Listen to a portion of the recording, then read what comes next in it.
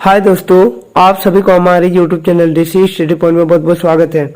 आज हम लोग 8 अगस्त 2024 यानी दिन गुरुवार को प्रार्थना सभा के क्रम में पढ़े जाने वाले मुख्य समाचारों को देखेंगे। इसीलिए आज के हमारे इस वीडियो को आप लोग शुरू से अंत तक देखें और हाँ, अच्छा लगे तो अपने दोस्तों को भी ज्यादा से ज्यादा शेयर करें। तो चलिए दोस्तों, अब देर न करके आज के हमारे इस वीडियो को यहीं शुरू करते हैं और एक एक करके मुख्य समाचारों को देखते हैं। आज का हमारा यह वीडियो आज हम लोग आज के सुविचार से शुरू करते हैं। आज का हमारा सुविचार दिया गया है कि आपको जीवन में कई हार का सामना करना पड़ेगा, लेकिन कभी भी खुद को हारने न दे। यानी you will face many defence in life but never get yourself B defended. तो चलिए दोस्तों, अब हम लोग आज के मुख्य समाचार को देखते हैं।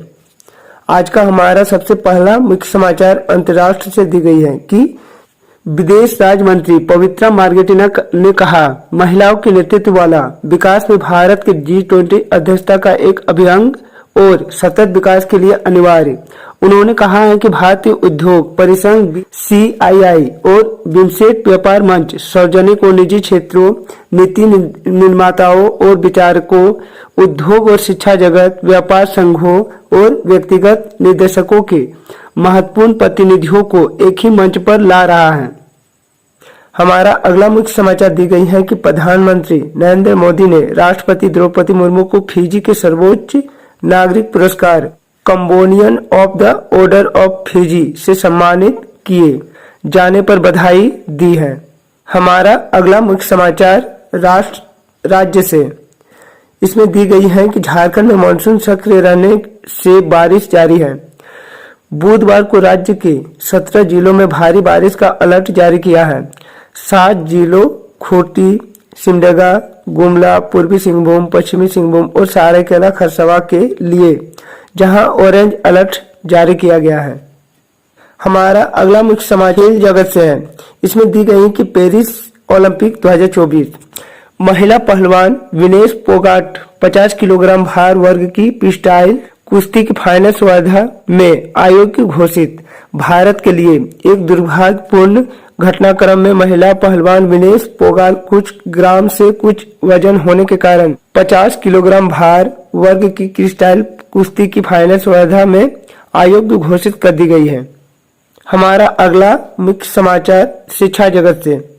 इसमें दिया गया है कि भारतीय वायुसेना में भर्ती होना देश के हजारों युवाओं का ख्वाहिश है।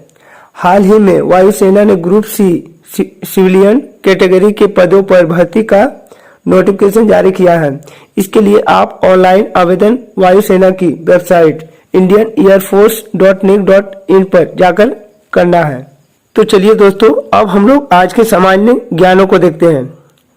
सबसे पहले हम लोगों का प्राथमिक स्तर यानी कक्षा 1 से लेकर 5 के बच्चों के लिए आज हम लोगों को दिया गया है। इसमें सबसे पहले दिया गया है कि उगते सूरज के रूप में जाना जाने वाले देश का नाम क्या है। तो उगते सूरज के रूप में जाना जाने वाला देश जापान है। अगला दिया गया है कि 15 अगस्त 2024 को भारत अपनी स्वतंत्रता की कितनी वर्षगांठ मनाएगा। तो 15 अगस्त 2024 को भारत 77वां स्वतंत्रता दिवस मनाएगी, इसीलिए इसका सही जवाब होगा 77वां।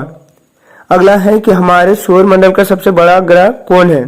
तो हमारे सौर मंडल में कुल 8 ग्रहों में सबसे बड़ा ग्रह बृहस्पति ग्रह है। हमारा अगला क्वेश्चन दिया गया है कि सर्दियों के बाद कौन सी ऋतु आती है। तो सर्दियों के बाद बसंत ऋतु आती है। अगला दिया गया है कि बिल्ली का बहुवचन शब्द क्या होगा। तो बिल्ली का बहुवचन शब्द बिल्लियां होगी। हमारा अगला क्वेश्चन उच्च प्राथमिक स्तर यानी कक्षा 6 से लेके 8 के बच्चों के लिए। इसमें सबसे पहला क्वेश्चन दिया गया है कि कौन सा विटामिन घाव को भरने में मदद करती है। तो विटामिन C हमें घाव को भरने में मदद करती है। अगला क्वेश्चन दिया गया है कि प्रथम विश्व युद्ध की अवधि क्या है। तो प्रथम विश्व युद्ध 1914 से 1918 के बीच लड़ी गई थी, इसीलिए इसका सही जवाब था 1914 से 18 के बीच। अगला क्वेश्चन है कि एकमात्र सम अभाज्य संख्या कौन सी है।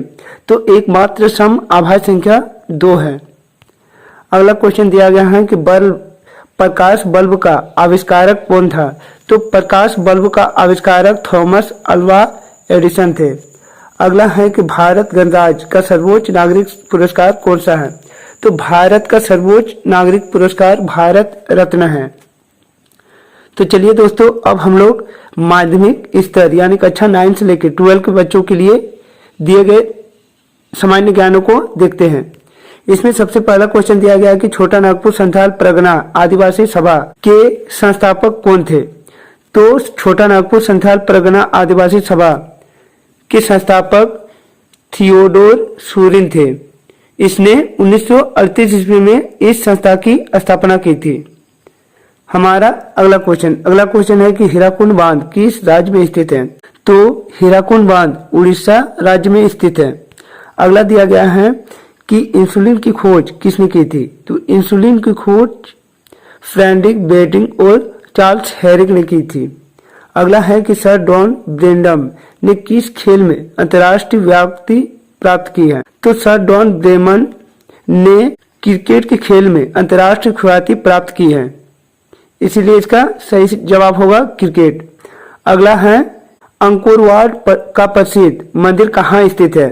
तो अंकोर वाट का प्रसिद्ध मंदिर कंबोडिया में स्थित है। तो चलिए दोस्तों, अब हम लोग आज का महत्वपूर्ण दिवस को देखते हैं। आज का महत्वपूर्ण दिवस यानी 8 अगस्त भारत छोड़ो आंदोलन का वर्षगांठ।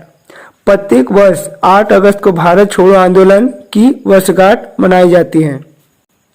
तो चलिए दोस्तों, अब हम लोग आज के प्रेरक पर्सन को देखते हैं। तो इसमें आज हम लोगों को दिया गया है कि छोटा सा बीज। इसमें दिया गया है कि एक छोटा सा बीज जमीन में लगाया गया था। वह एक लंबा मजबूत पेड़ बनने का सपना देखता था, लेकिन जैसे ही वह बढ़ने लगा उसे कई चुनौतियों का सामना करना पड़ा। भारी बारिश, तेज धूप और तेज हवाएं। बीज ने हार मान लेने का सोचा, लेकिन उसने नहीं मानी। वह आगे बढ़ता रहा, मजबूत जड़ें जमाता रहा और मजबूत होता रहा और अंत में वह एक शक्तिशाली पेड़ बन गया, सभी को छाया और आश्रय प्रदान करता हुआ। नैतिक, चाहे आप कितनी भी चुनौती का सामना करें, कभी हार न माने, आगे बढ़ते रहें और आप अपने सपनों को पूरा करें। तो यह था हम लोगों का आज का मुख्य समाचार। इसी तरह के अच्छे अच्छे वीडियो सबसे पहले देखना चाहते हैं तो हमारे इस चैनल को सब्सक्राइब कर ले और बेल आइकन को दबा ले, ताकि हमारे इस चैनल में जब भी कोई नया वीडियो अपलोड हो अब तक नोटिफिकेशन सबसे पहले पहुंचे। तो चलिए दोस्तों, और एक नए वीडियो के साथ फिर मिलते हैं, तब तक के लिए बाय।